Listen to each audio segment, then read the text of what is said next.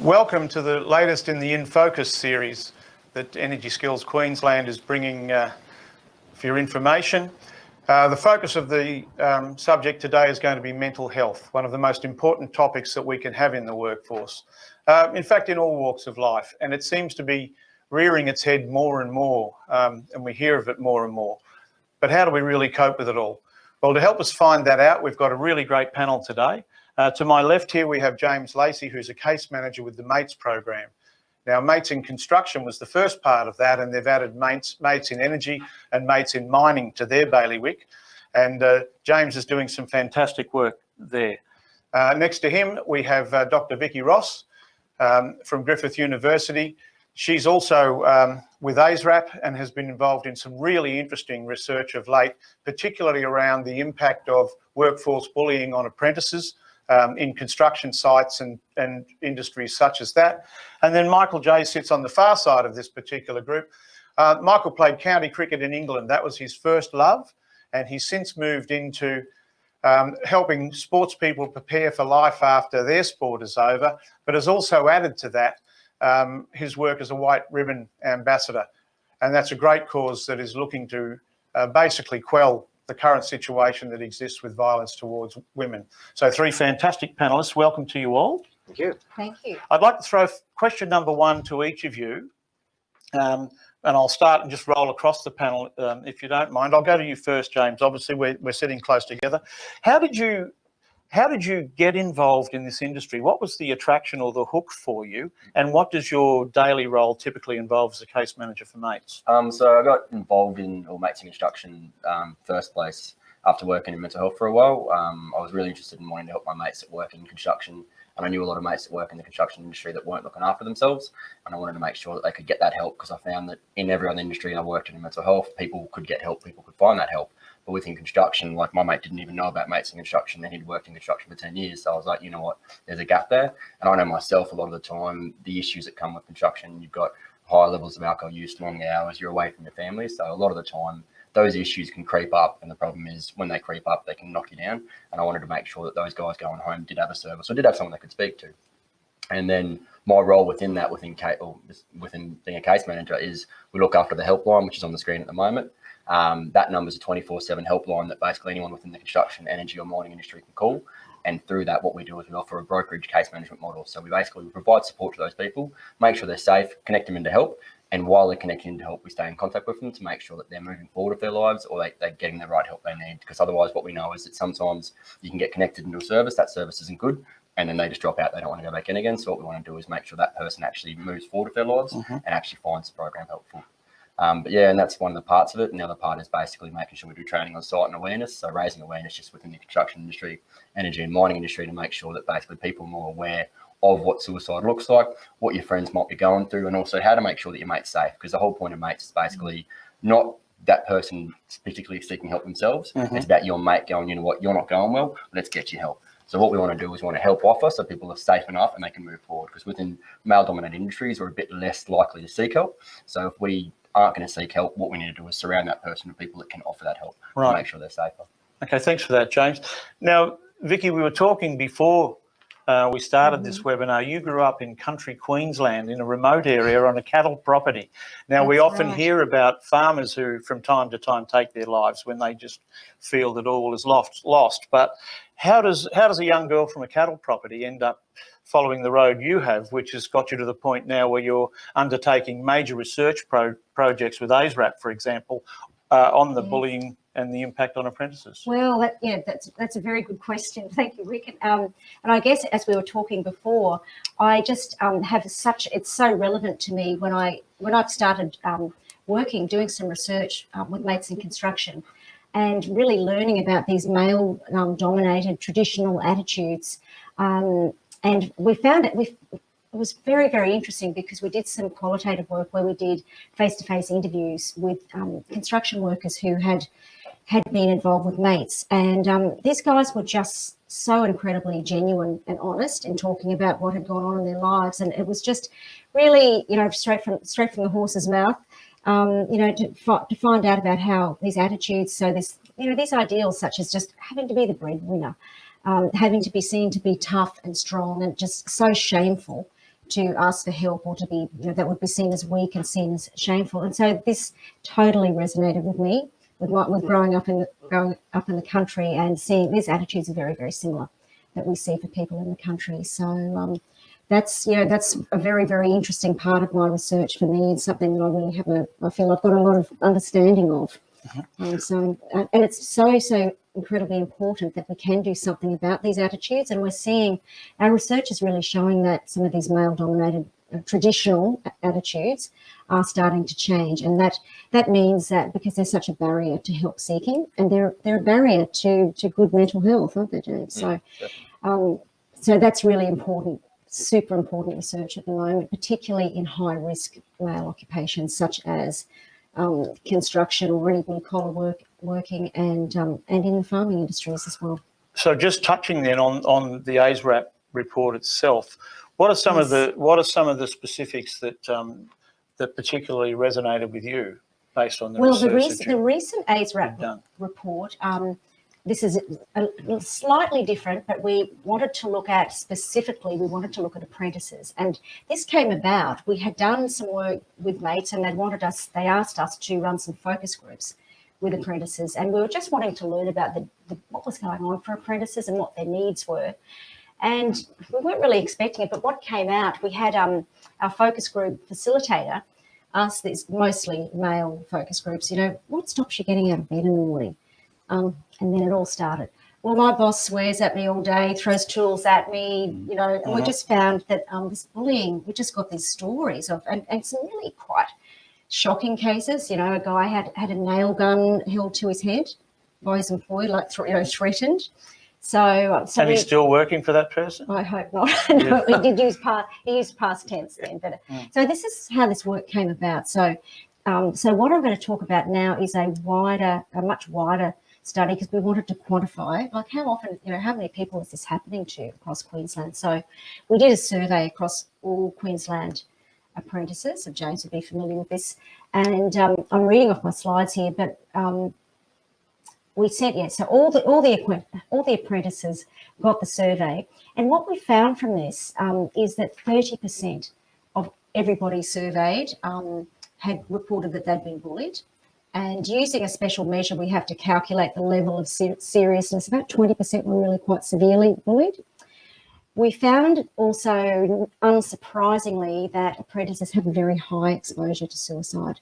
So I think if I can read over 55% knew someone, a workmate who had died by suicide. Over 65% knew someone who had attempted suicide.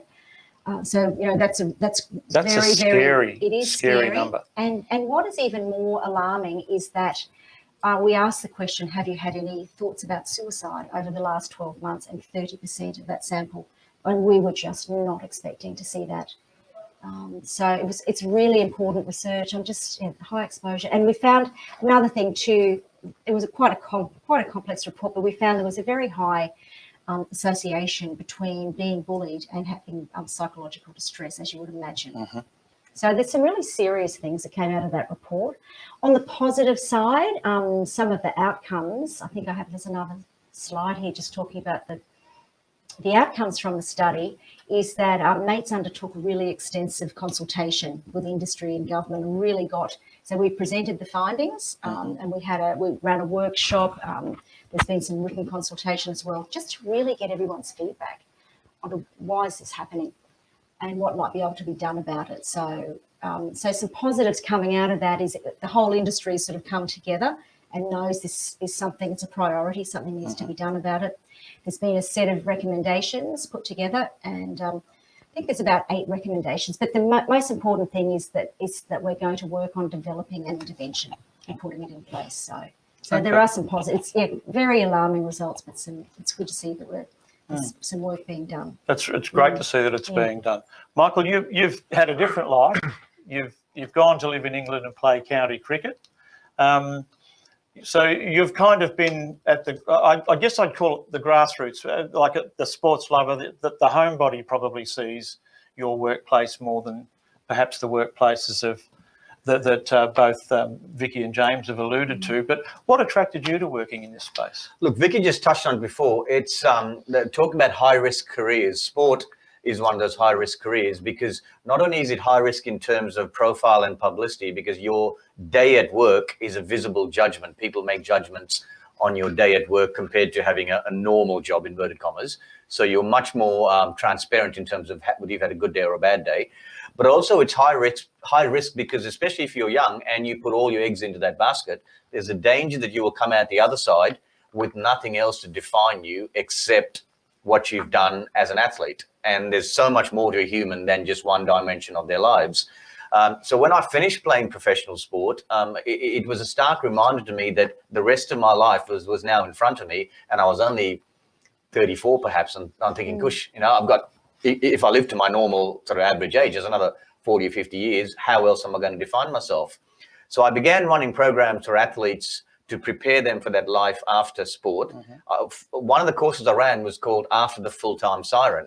And it was a double play on words, not just the full-time siren on your career, but also every Saturday afternoon when the full-time siren blows, how do these athletes go back into normal life and live normal lives and behave properly and don't abuse alcohol, women, all of those things? Because as we're seeing in the newspapers, even on a Saturday afternoon, that notion of the full-time siren's blown, and they keep living under this notion that the rules don't apply to them. So with the mental health side of things, it was even on a week-to-week basis. Once you finish playing sport, you become a normal person, a husband, a father, a friend, all of those other things, have an education, have some balance to your life. And that picks up on the work that you also do as a White Ribbon ambassador as well. Absolutely. And again, male-dominated industries where the need for power and control is a very, very important dynamic that's been drummed into you all your life, because it's a competitive environment. Sometimes that is misrepresented as you've got to express power, you've got to express this need to win at all costs, win at any cost. And when people translate that from outside the sporting arena to life, that becomes a very, very, very toxic message. So one of my roles working with the athletes and men now in the general community is this notion of being able to control your aggression and your competitive instincts to appropriate forums. But when you come out of that bubble, so to speak, you just got to get on with being a normal, balanced person. And that's sometimes a very difficult line to walk. I'd like to throw another point to you then, just to pick up on that before I come back to James with a question. We had another of those very sad stories a couple of weeks ago about the young Giants player in the AFL Women's League who took her life. Jacinda Barkley. Correct. Yeah. Really sad story. And what I found, because I love reading the sports pages, is that whenever there's you read of a young sports person dying, someone 23 to say 38 or so, I now kind of gulp, because I know that somewhere at the bottom of the article it's going to be the little plug for Lifeline or for Beyond Blue or for any of the organisations that can help to provide support for people that are in that traumatic space. I found it particularly sad that it was a female player. But you made an interesting point when we were just having a chat a little while ago about the fact that it was a female player playing what has historically been a male's game. Yeah, and there again, that one-dimensionality aspect comes into it. I've generally found in the work I've done, the female athletes tend to be a lot more balanced because the nature of their sport means that they have to have a job, they have to have other things going on in their lives, because most female sports, even if it's professional, it's not fully professional. So naturally, they tend to have a resilience and an afterlife lens that they look at, whereas a lot of the young male professional sports, it's just that's all you do, and it's in the sport's best interest to have a one-dimensional athlete, because for the short career that the athlete is in, all the administration want is a narrow track mind, but they don't realize that at the end of that process, that human has to get on with the rest of their lives. And certainly someone like you, Rick, who ran in what's called a singular sport. I mean, you weren't playing a team sport in that sense. I suspect even in your era where it was semi-professional, I reckon you would have run better because you had other things in your life rather than this race matters, because if I don't win it, my life comes to a shuddering halt. Well, every race I wanted to win, so that mattered. But no, it's interesting. At the end of the day, I was different to a lot of my teammates because I could switch off from track. I found after my first 2 days in my first Olympic Village, the last thing I wanted to do was spend another 10 minutes talking about what was in track and field news this week, and just talking track and stats non-stop. So I was the guy that used to train early. go and explore the city that I was visiting for the first time ever, go to art galleries and go and do stuff. And that was my way of keeping myself sane. And I tended to use that. There's probably more that we could run with around those issues, and I'm sure it comes into other areas too. But James, as a case manager, you must have some days when you're really dealing with a lot of people, all around the emotion of a suicide or something like that. They could be pretty heavy days. How do you unpack that day yourself when you go home? So like the biggest thing I do is take my dog for a walk. So like my dog is like probably my my counsellor. If I've had a long day at work, I just basically go home, get the dog, and just go for a long walk with her.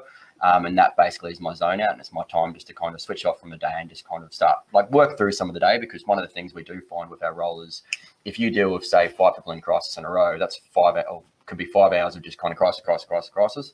So by the end of it, even though you put some plans in place and they're safe, you still have to kind of debrief it. Mm-hmm. And depending if you're working by yourself or if there's someone else there, you can spend a bit more time. So what I do is I kind of have a rule of thumb now where I don't, from 6 o'clock, my phone goes off. So at 6 o'clock at night, my phone goes off because otherwise I'll keep doing calls and keep checking in.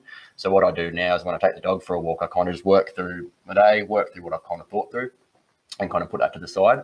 And the other stuff I do is just making sure I keep socially connected with mates and making sure I take time out for myself because I can be my own worst enemy with that. And I have found that I've banked up a lot of leave, which I need to start taking. Mm-hmm. But it is one of those things where I know myself, I'll burn out a lot faster if I don't take my leave. When I don't take leave, I burn out. If I do take leave, I'll burn out less. Mm-hmm. And that's something just within the industry, working within case management, within suicide. It's not kind of part and parcel with it, but you do a crisis every day, and you can do it with people who are in their emotional state. So you're always taken in their emotional state. So sometimes you can get to that worn out point where you just kind of want to switch off and not talk to anyone. But I'm sure I always try my hardest not to do that because I like talking to people. Picking up on that, Vicky, have you come at that part of it from the viewpoint of the service and support provider with any research that kind of picks up on some good strategies? We would really like to do some research around that area.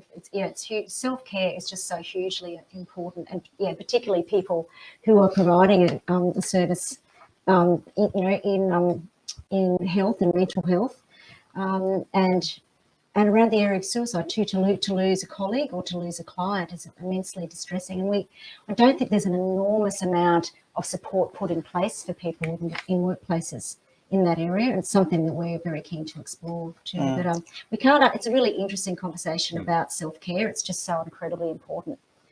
It's an incredibly important space, and again, it's exactly the same. To pick up on Michael's point for athletes, I always remember David Parkin, who was very successful as the Carlton football coach, as well as Hawthorn early in his career. That I heard speak in 1995 was the last year that Carlton won the flag. And they really dominated the comp. They only lost 2 matches for the whole season. And he made the point that they were insisting that everyone on their list had to have something fulfilling to do during the hours that they weren't at training or playing. So they either had to be, effectively, they had to be studying or working.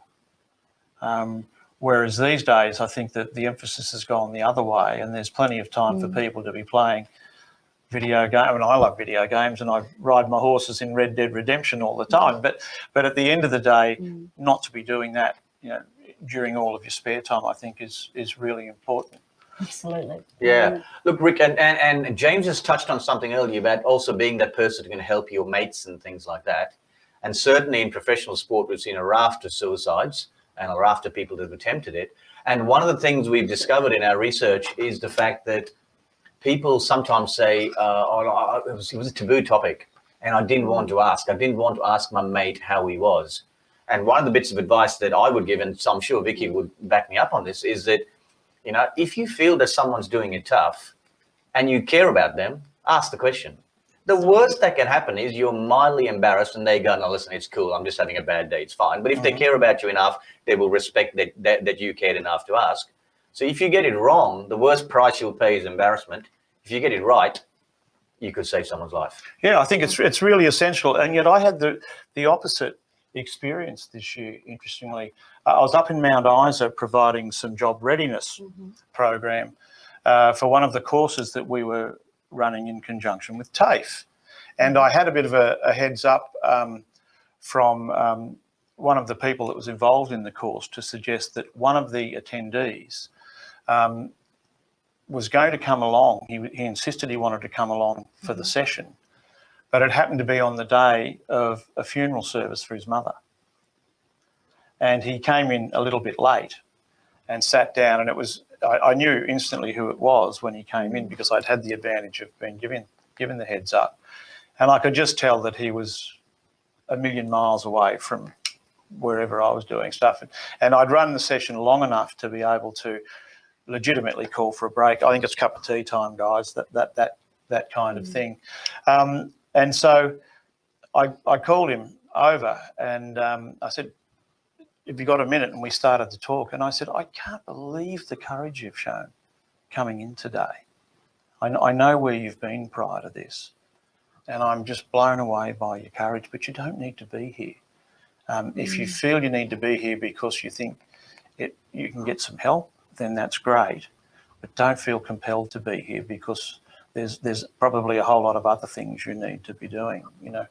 Well, the long and short of it is that he's passed the course and he's moved to Townsville where his brother lives, and he's now looking for work, and he's got his white card, and he still tic-tacs with me over the weekend, and I love being involved with him. He's a wonderful young Indigenous lad. But there was a guy that had the courage to kind of confront it the opposite way around, which I was really taken aback by. That's maybe something we can talk on with a little bit more detail, perhaps. Yes. And I should say to people that have attended that we always plan to run our webinars with a 5-minute break in the middle. Call it the pit stop, make a cup of tea break if you like, but we're about to do that. So we're going to go now for a little 5-minute adjournment. We're going to pop a slide up that's going to have the telephone numbers of a number of the support agencies that are active in the mental health space. And we'll be kicking off again for part 2 of our seminar, which will be a question and answer format with our panellists. So if you've got any questions you'd like to throw to them, please get them to us. We'd be very, very happy to put them to them, and we'll see you at the 30-minute mark sharp. To the question and answer part of today's webinar, where the subject for discussion is mental health in focus. There's been some really interesting points raised by our panel, James Lacey from Mates, case manager, Vicky Ross from Griffith University, who's been involved in some wonderful research in the mental health space, and Michael Jay, who comes at this from the viewpoint of helping people prepare for the next phase of their life, particularly people in the sports industries and so on. Some really wonderful ideas there. Michael, you mentioned something to me once about a situation when we were talking about mental health, where you'd heard of a person who'd gone through the experience of having a friend say to them, I'm thinking I'll probably take my life, but I don't want you to tell anyone about that. Can you just run us through that and what came to your mind when you heard that? Yeah, look, I debriefed with this person afterwards, and they were so traumatized and moved by the experience, and they kept blaming themselves. And one of the things that we were able to discover later, and I was able to comfort this person by saying, it's in some ways it's a little bit unfair to ask somebody to keep that sort of secret. If you're in that bad a place where you're sharing that's a bit of a cry for help, you want to talk to your mates, I think if you're the person receiving that information, it is perfectly okay to say to the person who's doing it tough, to say, hey, listen, you know, I care for you deeply, but that's not a secret that I can keep. It's, you know, where it involves your safety or the safety of somebody else, it's not a secret. It's not fair to ask me to keep that secret. I'll do whatever I can to try and help you and to get help for you. But you can't expect me to keep that sort of secret, because not only is that a problem for you, but I've got to live with that secret for the rest of my life as well. Exactly. So I think don't be afraid to be honest and say to them, hey, there are other ways around this, but simply dropping me with that secret and walking away isn't fair. And there's a bigger responsibility on everybody in this organization, this friendship group, to try and get some help. But you know, there are some secrets that you can't ask people to keep. Exactly. Vicky, have you got something you'd add to that? Yes, I just wanted to say that Michael is exactly right. whether you're, whether it's a friend, a colleague, or you're a clinician. So, for example, if you were a clinician, it would be your responsibility to tell your client and up front that anything that they tell you, if it involves any harm to yourself or harm to others, that you won't be able to keep that as a secret. So it's hugely important. But Michael did say it's a cry for help. I mean, it's probably the biggest cry for help. Well, I would have thought it can be. Yeah, that you could it get. can be. And we've also had this discussion just a little earlier about that, how difficult it is. I think you raised that earlier, Michael, about actually asking someone, are they going to harm themselves, I think we all say it's easier to do that to someone that you don't really know. And when it's a close friend or a family member, it's probably the most difficult. And question. males do it in very different ways as well. In Australian culture, for example, if you're doing it tough in any context, the obvious solution is let's go to the pub. Now, that would seem to be a very cultural solution, but if you actually look at the chemistry of it, you've got a depressed state of mind, and then you're adding a depressant on top of that. So in many ways, in a purely chemical sense, it's actually the worst thing you could do. So if you have a mate who's going through that stuff, and especially in this industry as well, it's a very normal thing to do. If you've got a problem, we won't talk about the problem. It's the elephant in the room. We won't talk about that, but let's go to the pub and have 47 beers. When in fact, that may actually be quite a dangerous thing to do. So again, you've got to be courageous enough as a friend to say, I care about you enough, where the very thing that you are asking for might be the worst thing. So we'll find another solution to this. It's slightly more healthy and more fulfilling. But the easy thing of let's not talk about that, but let's go to the pub, in that context may be quite a dangerous thing to do, but it's built into our culture, isn't it? Absolutely. Well, we call it self-medication. Medication as well, don't we? Yeah, that's the thing. It's you go for a beer after a long day. Like I'm the worst myself. I've had a long day at work. I might go for a beer. I'll have a bit of a debrief with one of my mates. But it is that idea where it's a depressant, and I normally say to people, look, moderation. You might have a couple of beers, that's fine. Go home, or it's about going, all right, go for dinner, get a meal, have a beer. But one of the hard things is, like you said, it's a depressant. So you're going to wake up tomorrow feeling a lot worse, and you don't know if that's what's going on in your life or the alcohol. And it's really hard to distinguish between the two when you're not in a good headspace. And that's when that suicidality can really fluctuate in the day. And if you are a good friend of this person, also maybe drop a text to their partner or their brother or sister, just letting them know, so that the other support structures around them will come and pick them up in an hour's time. Don't just let them be on their own. Yeah, I think that makes a lot of sense. I'm going to come back to you, James, with just one thing I wanted to ask you off Michael's question, but this is a Q&A for anyone. So if you've got any questions that you would like to ask of the panel, please feel free to get them in. And there is one there that I'm going to throw in just a second, but I want to pick up on Michael's point. As a case manager, have you actually experienced the story of someone who had asked a potential suicidee or a successful suicidee who had actually asked someone to keep the secret? Yeah, so like from a mate's perspective, we get people calling up and say, look, like one of my friends told me to keep it secret, they didn't want to talk about it. But what we normally say to them is, well, like when it's someone who tells us that, so when we ask the question, look, are you thinking about suicide? We'll always say to them, we'll never tell anyone that won't make you safer. So we'll always make sure to keep it confidential. When people call up, we might have a guy call up and he's like, look, he told me this was going on. He told me to keep it secret, so I didn't want to tell anyone else. We've had that once or twice, and it's just about helping that person understand, well, at that time that you did the best thing that you could do for that person. And it's about understanding how you can not change, but what you can do moving forward to kind of be a bit more understanding of, all right, well, what's the next step? Because a lot of these guys, like that's the thing, like I've done studying it, these guys haven't.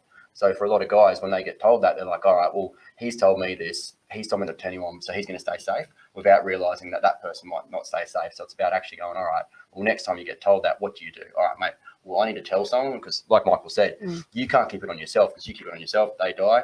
That's something that you'll take with you forever. So it's about going, all right, well, what can I do to kind of spread this out a bit? And that's where mates comes in. For a lot of the time, we say to people, like, they might tell you, but just pass them on to us, because then you pass them on to mates, we can make them safe, we can make you safer, and that way it's not just you. And the way we look at it is, it's not just it's just one person, it's 2 people, 3 people, 4 people. So the more people that can support you, the safer you are. And that's what like support networks are, and like community networks, and that's sport and construction are very similar in that it's a very kind of camaraderie spirit. So you have your work crew, you see your work crew every day. It's like your sport team, you see your guys every day, where they can support each other and be around each other, and they see each other more than they're probably their own families. So they know when things go wrong, they can see those things go wrong.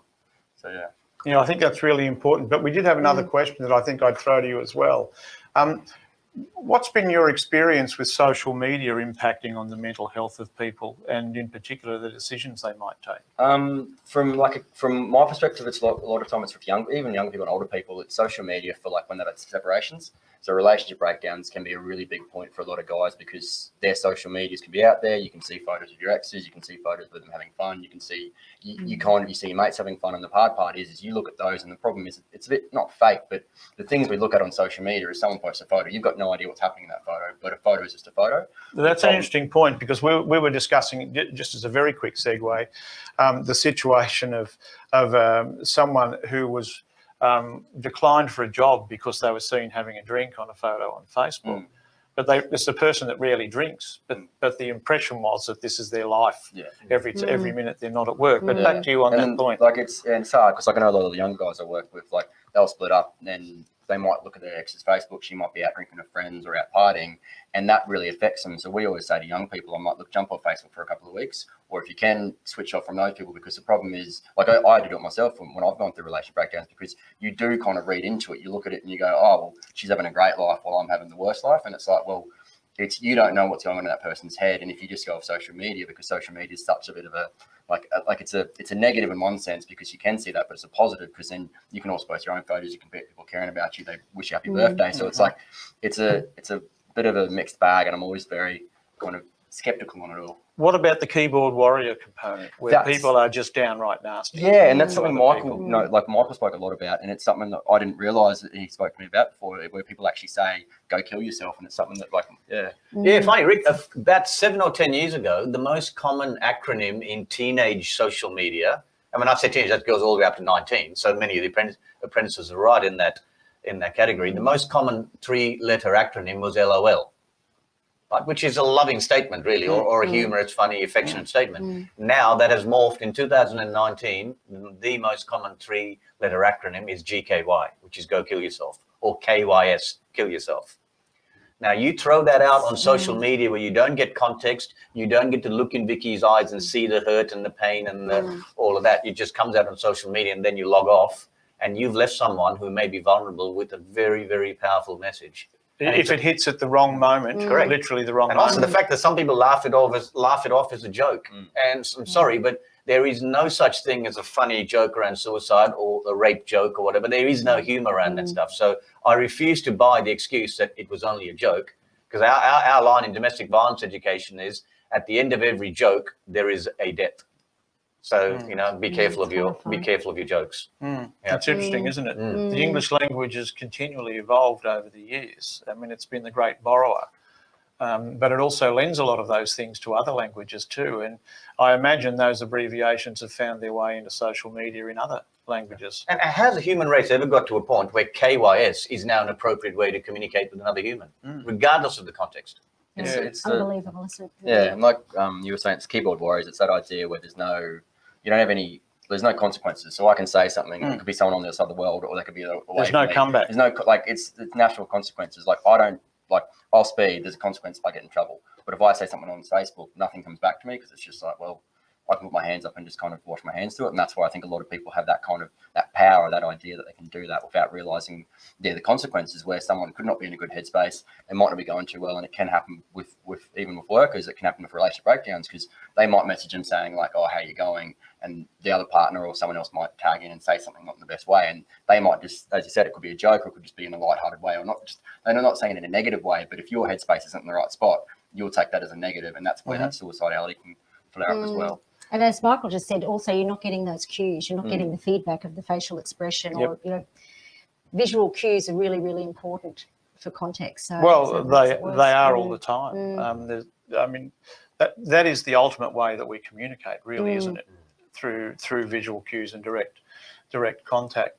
I'm interested in, from a research viewpoint or a stats viewpoint, anything that you might be able to share with us that relates to the impact of COVID on the incidence of suicide and people going into darker places of late. I can comment on that because ASRAP has recently done some research, and we at ASRAP we run the Queensland Suicide Register, so we keep very, very detailed register of what's going on.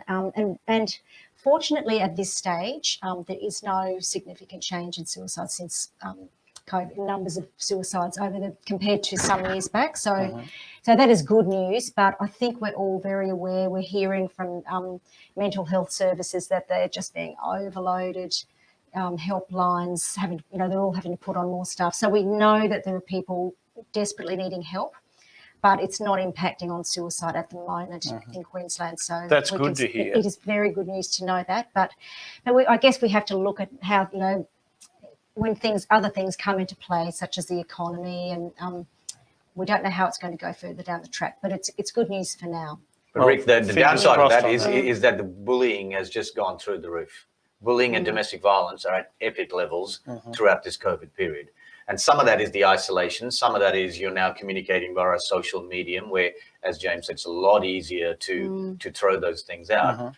But even in terms of isolation, people who need to seek help and want to do it confidentially now don't have the privacy to be able to do it because their abusive partner, friend, husband is in the house, for example. So even the fact that they can't access the help services confidentially is leading to an increase in that. So just be aware that isolation has its disadvantages and that people who need help don't get the spare time and the free time to do it. Well, that's an interesting point because I rarely watch commercial news these days. Well done. Yeah, but it was on last night and I happened to walk past the television. It's probably 10 or 12 minutes past the hour. And there was a bit of clearly local footage that someone had shot on their camera that the station was running with about two blokes that were having a barney and belting into each other. So it was just like a bit of a biff up in the neighbourhood. And that was considered more important than US presidential elections, which have significant impact on the whole world, depending on who gets returned. Other lockdown issues in other states in Australia and COVID and how the world generally is coping with it, the surges in Europe and all that kind of stuff. To what extent do you think, in terms of the mental health space, the media have something to answer for? Well, I think the media are going to Is it a modelling they teach, for example, they suddenly make that behaviour acceptable, even though they pretend it's not, or? Yeah, they sensationalize the things that can be quite toxic because that's obviously makes for good news. And what it does is it role models for a whole new generation for whom all they've ever known is technology, for example. Using technology as one. That's that generation that were born maybe from about 2000 onwards. Technology has been part of their lives. They've been technology native. So they've never known anything but. And all they see is the role modeling that everybody is doing it. And the problem with this misguided impression that everybody's doing it is it gets normalized. So exactly. I know during COVID working in DV, one of the messages we were given was normally we like to talk the incidence of domestic violence up, for example. We were told don't talk it up during this period because A, it might normalize it, and B, it might make people think, well, everybody's doing it, so it's okay. So there are certain times when you've got to be really careful about how you disseminate information because people take the wrong end of that and think, oh, well, everyone's doing it, I can do it too. But it's good to hear you say that, to hear that story that the media is acting ethically in that particular situation, that they are, behaving in a way that won't sensationalise or normalise that horrible. No, that wasn't the media. That was us working in the industry. Were told okay. Because they know the media were upselling it. They told us as practitioners in the industry to actually, for the first time in our careers, talk it down because during that period they didn't want to normalise it. It is interesting, isn't it? I mean, it's a case of we're dealing with some groups who never want to let the facts get in the way of a good story. Yeah, there's so much more we could discuss on this subject, so we may have to convene again at another time. But that brings us to the end of our Q&A for the day. I'd like to thank you all individually, James Lacey, Vicky Ross and Michael J, for your great contributions today and some wonderful food for thought on what's a tricky subject that's not going to go away from us in a hurry. But I think we've all got some ideas now on how we might be able to better help people who are entering perhaps a dark tunnel and see if we can guide them into a brighter world. And I think that would be absolutely fantastic. So thank you very, very much for your contributions. Thank you. That does conclude our webinar for this afternoon. So thank you for joining us. You can see on screen now there's a number of the key phone numbers that you can contact if you'd like some support in that area, or if you know someone who may need support in that area. If you have any additional questions that you would like to throw into the mix, there's our email address there, marketing@energyskillsqueensland.com.au. Please forward them in there and indicate who you were hoping to put that question to, and we'll fire that across to the respective person, and I'm sure we'll get some kind of response and get that back to you in due course. So thank you. We'd also like to acknowledge the great work that you're doing with ASRAP and Griffith, Vicky, and the mates' work is just fantastic as well, James. It's a credit to both of you, and Michael, the work you're doing with the White Ribbon project as well is really sensational. So I think thanks to all of you, and you could have been anywhere else today doing other things, but you were here with us for this particular portion in time, and we'd like to say thank you for doing that. We really value and appreciate your company.